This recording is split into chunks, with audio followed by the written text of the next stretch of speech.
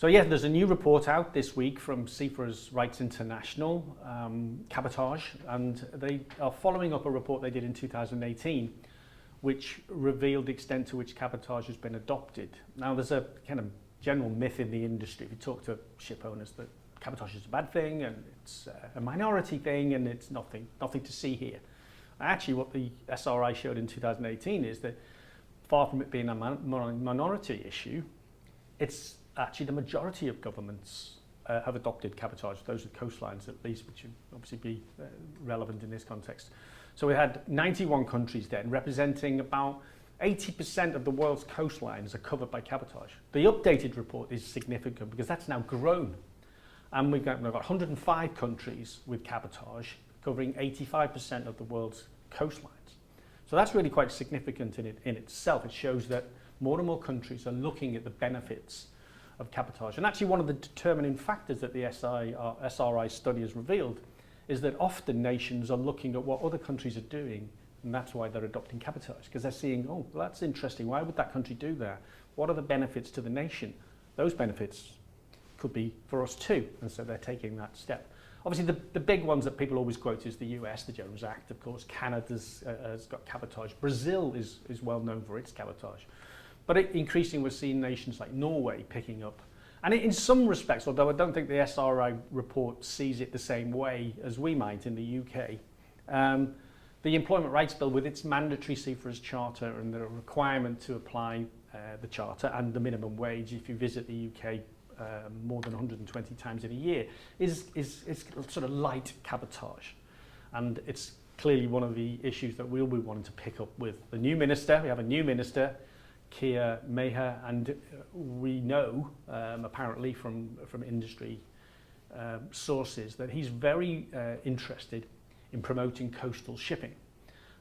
Long been an objective of ours to we promote coastal shipping, not only for the benefits of modal shift, to get trucks off our roads, polluting trucks off our road and onto coastal shipping, but also because of the jobs it could create and the coastal communities it would support, the jobs in those coastal communities. So that's another important dimension.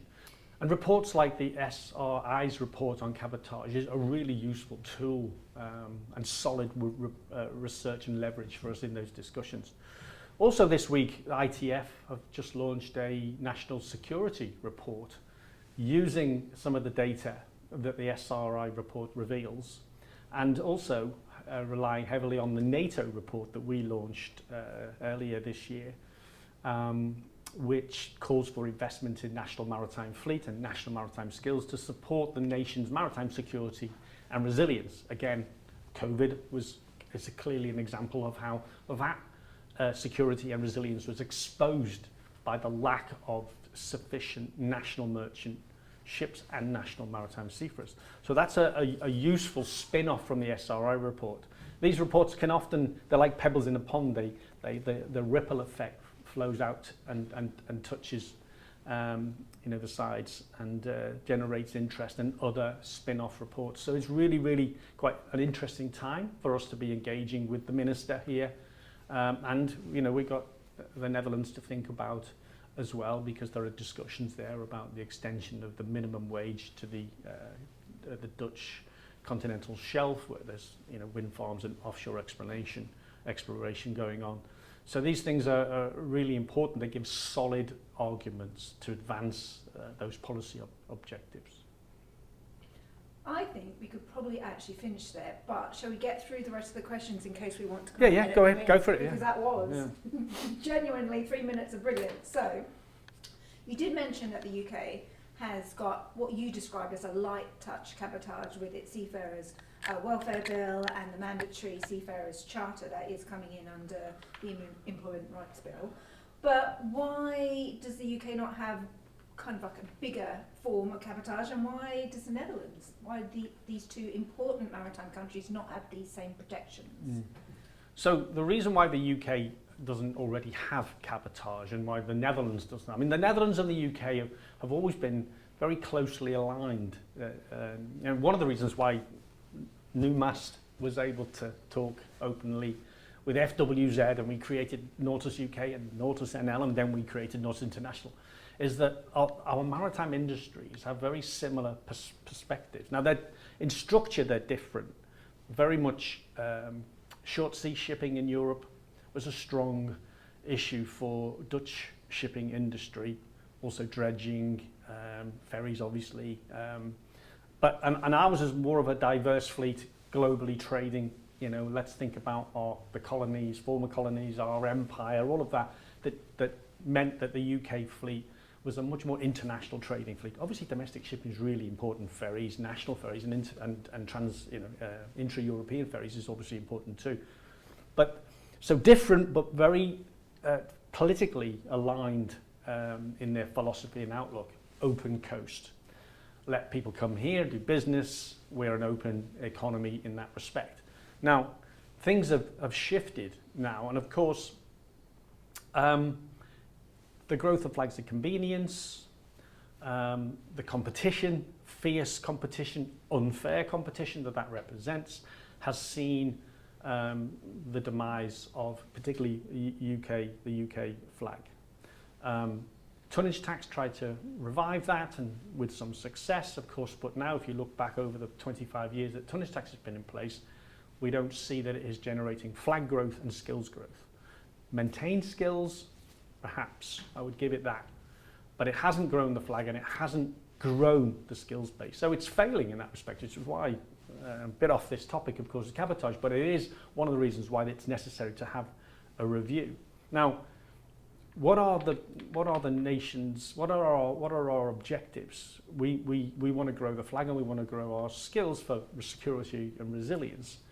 How can we do that? So what is the policy intervention that could drive that? We talk about investment, of course, tying state aids to flag growth and skills growth.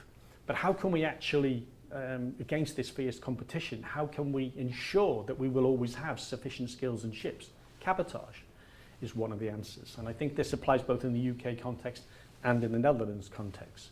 If you can't preserve some of that trade and activity for your own flag and your own seafarers by being competitive out there in the big bad world, then you need to set the rules and the parameters for the way trade is conducted on your coast, port to port, and maybe also strategically, because ferries are really, really important, also with your neighbours.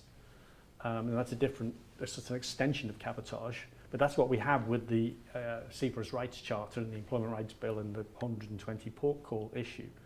So you do that through cabotage by saying all trade on the coast will be conducted to accordance to these standards because it's in the nation's interest to do so. And you preserve and protect and support a domestic shipping industry for that reason. And all ship owners want is a level playing field. And if the level playing field is UK flag and UK crew on UK coast, then there'll be plenty of people who will seize those opportunities to support that policy objective. And if you can incentivize that with support for training or through tonnage tax or whatever mechanism is available to you, that's helpful too. But if you set the law, as they do in Brazil, as they do in Canada, as they do in the United States, and as they are going to do in Norway and other countries, 105 countries around the world covering 85% of the world's coastline, then I think that's exactly what we should do in the UK as well. It's come of its time. It's time to shift from the old orthodox of open, free coast, everybody's welcome here, we don't care what conditions you operate under. The ground is shifted. Ferries gave that a kick up the backside, and we can say that is one of the reasons and one of the terrible things that happened to us that has actually driven some positive change, because now people's philosophy and approach to this is different, and they're saying, do you know what, that's exposed us, and that has shown that our lack of regulation, our lack of cabotage is a problem. And I'm hoping that's what has lit the paper, and that we will get cabotage and build on the Seafarers Charter and build on the provisions of the Employment Rights Bill to have full-blown cabotage for the UK. and indeed why not in the Netherlands as well. Well, cabotage legislation would bring benefits to the nation because it would ensure that we would have sufficient domestic shipping capability and domestic maritime skills to support coast-to-coast trade. I mean, there's two elements to this. We need to encourage a modal shift to generate demand for coastal shipping, and then we need to make sure that that demand is filled by UK operators operating UK vessels with UK crew. And therein lies the sort of virtuous circle. You know, we are benefiting the environment, we are creating the demand, and we are ensuring that that demand is satisfied by UK capacity, UK seafarers, UK companies or companies based in the UK operating UK ships. That would mean that we would have, you know, as this develops and grows, we would have the fleet and the skills to support our national maritime security and our national resilience. So it's a win-win situation.